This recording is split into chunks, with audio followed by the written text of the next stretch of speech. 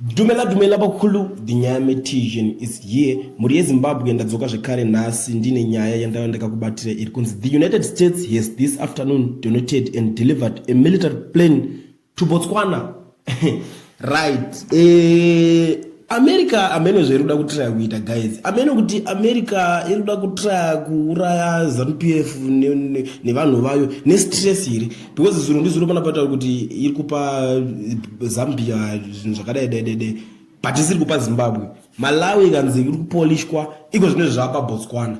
Why zvinhu izvi zviri kuzoitika paZimbabwe? Ukama hweZimbabwe neAmerica wakamira wakadai so wakabvira kudhara uchinetsa.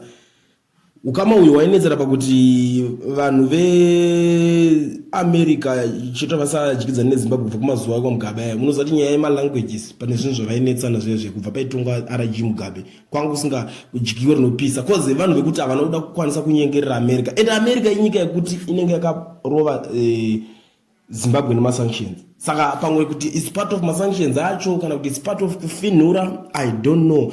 Iyo Zimbabwe inenge yakuzongono linka ona na Russia. Muri kuona pane nyaya yacho. But Russia manje kuti Russia ichikwanisa kuya chino sponsor Zimbabwe pa zvinhu zvakadai so izvi. Russia iri pama 1 iri pakuremerwa. Russia yakatobroka izvo so.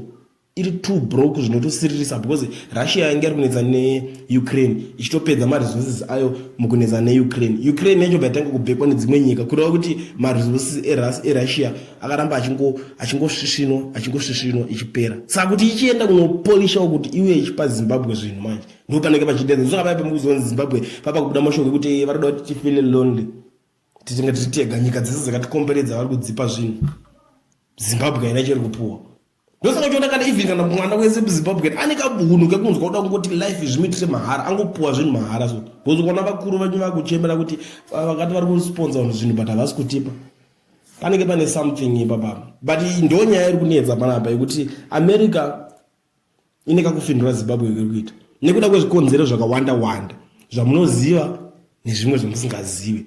Ndosaka uri kuona kuti zveso vatopa Botswana Zimbabwe hapana chiyapuwa kuti vafile lonely kuti vatye. Russia yacho inotamba neZimbabwe neAmerica azvitambe zvese. Ndosaka muchiona kuti Zambia zvitambe zvese but maybe kana Trump akadzoka pamwe zvinogona kuzoita kuchikizana because Trump ndiye anza anotamba neRussia saka pamwe link racho rinenge rakuti achidzoka but zviro zvamanje ndo situation iri kuitika kuda kuurayana nestress alright ndo zvinhu zviri paground guys.